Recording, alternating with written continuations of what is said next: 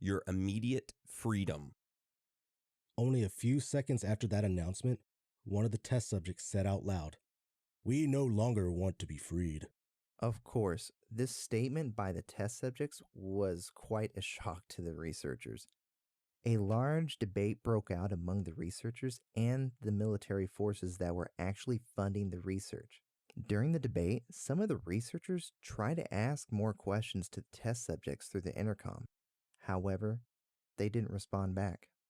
After a long debate, the researchers and military forces finally agreed that on midnight of the 15th day, which was only a few hours away from that point, that they would end the experiment and open the chamber. So after a few hours passed and the clock struck midnight, the valve that was pumping the stimulant gas into the chamber was shut off. The researchers then began flushing the stimulant gas from the chamber and pumping fresh air into it. Within minutes, the stimulant gas was completely gone from the chamber, and what happened next shocked the researchers. 3 different voices began begging through the microphone to turn the gas back on. As the test subjects were pleading for the gas, soldiers opened the chamber door and were sent inside to retrieve them. As the soldiers entered, the test subjects started to scream extremely loud. Surprisingly, so did the soldiers. What they saw inside that chamber was truly horrific. The food rations had not been touched since day 5. There was 4 inches of standing water inside the chamber that had like a red tint to it. The drain that was in the middle of the chamber had been blocked.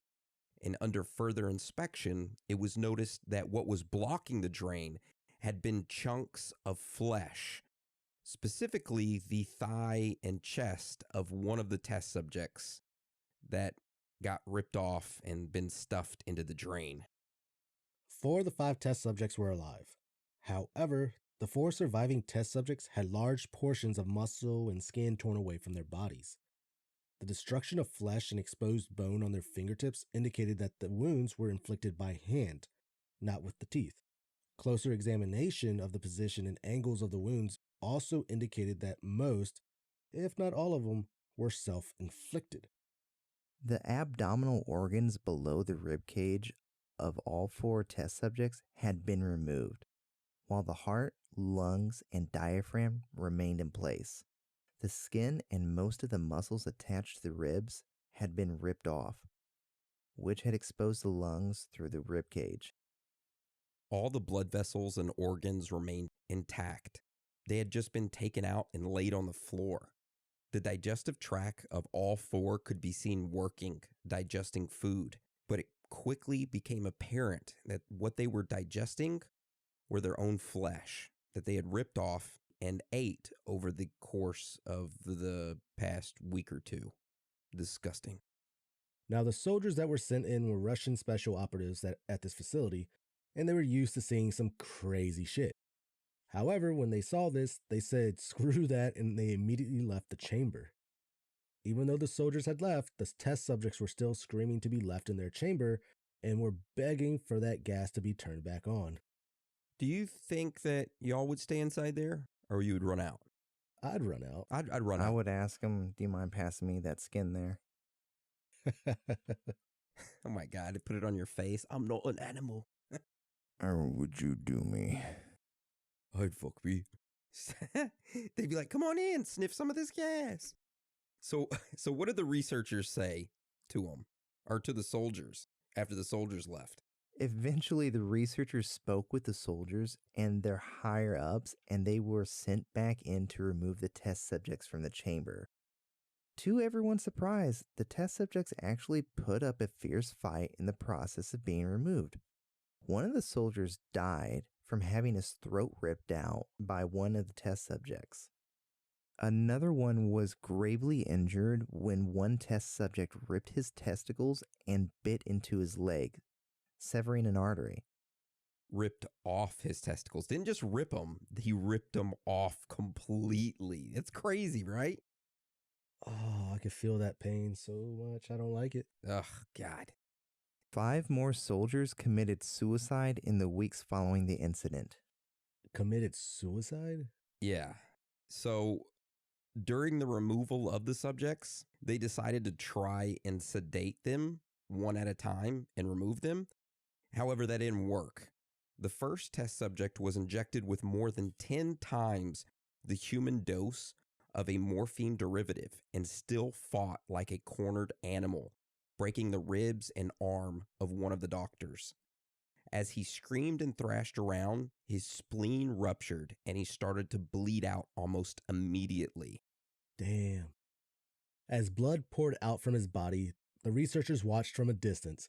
They were amazed that his heart was seen beating for a full 2 minutes after he had completely bled out to the point that there was more air in his vascular system than blood.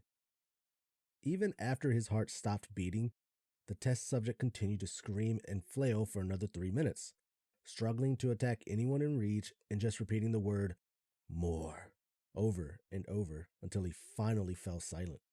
All right, dude, I would freak out at that point. Just saying. "Daddy, more." I would freak out a long time ago when they were doing that shit smeared pages on the portholes. I would already be freaked out by then. Something's wrong with those motherfuckers is what I would say. If they're wiping their ass with those pages and placing them up, something's wrong with them. Right?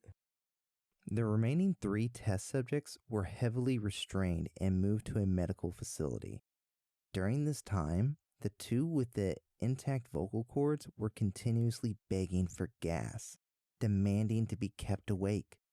The most injured of the 3 was taken to the only surgical operating room that the facility had. So in the process of preparing the subject to have his organs placed back within his body, it was found that he was effectively immune to the sedative that they had given him for surgery. So they decided to bring out the anesthetic gas to put him under. However, he fought furiously against his restraints, wanting nothing to do with the anesthesia. During this thrashing against the straps, he managed to tear most of the way through a 4-inch wide leather strap on one wrist, even while a 200-pound soldier was holding that specific wrist down. He was still just thrashing at it. He didn't want to get put to sleep. Damn. The medical doctors continued to give him more anesthetics, and finally he went under. The instant his eyelids closed, his heart stopped. In the autopsy of that test subject that died on the operating table, it was found that his blood had tripled the normal level of oxygen. His muscles that were still attached to his skeleton were badly torn, and he had broken 9 bones in his struggle to not be subdued. The second survivor, who was the one who had began screaming and destroyed his vocal cords, well, he was unable to beg or object to surgery. Instead, he only reacted by shaking his head violently in disapproval when the anesthetic gas was brought near him. Someone then suggested that they do the surgery without anesthesia, and the test subject shook his head yes. They decided to go through with the surgery, and he did not react for the entire 6-hour procedure of replacing his abdominal organs and attempting to cover them with what remained of his skin. When the surgery ended, the subject looked at the surgeon and began to wheeze loudly, attempting to talk while struggling. Assuming this must be something of importance, the surgeon handed him a pen and paper. The test subject wrote only 2 words down. Keep cutting. What a freak. A little freak flag fly. No shame, no shaming. The other 2 test subjects were given the same surgery, both without anesthetics as well. The surgeon did inject them with a paralytic for the duration of the operation to keep them still. Once they were paralyzed, the test subjects could only follow the attending researchers with their eyes. However, this paralytic cleared their system in an abnormal short period of time, and they started thrashing around trying to escape their bonds. The moment that they could speak, they were again asking for more stimulant gas. The researchers tried asking why they had injured themselves, why they had ripped out their own guts, and why they wanted to be given the gas again. Only one response was given: I must remain awake. After the surgery, all 3 subjects' restraints were reinforced, and they were placed back into the chamber awaiting determination as to what should be done with them. The researchers, facing the wrath of the military benefactors for having failed the stated goals of the project, considered euthanizing the surviving subjects. The commanding officer, an ex-KGB, instead saw potential and wanted to see what would happen if they were to put back on the gas.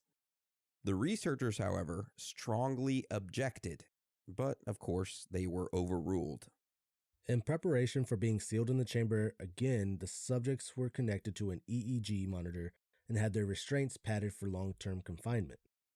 To everyone's surprise, all 3 test subjects stopped struggling the moment they were told that they were going to turn the gas back on. What if they didn't?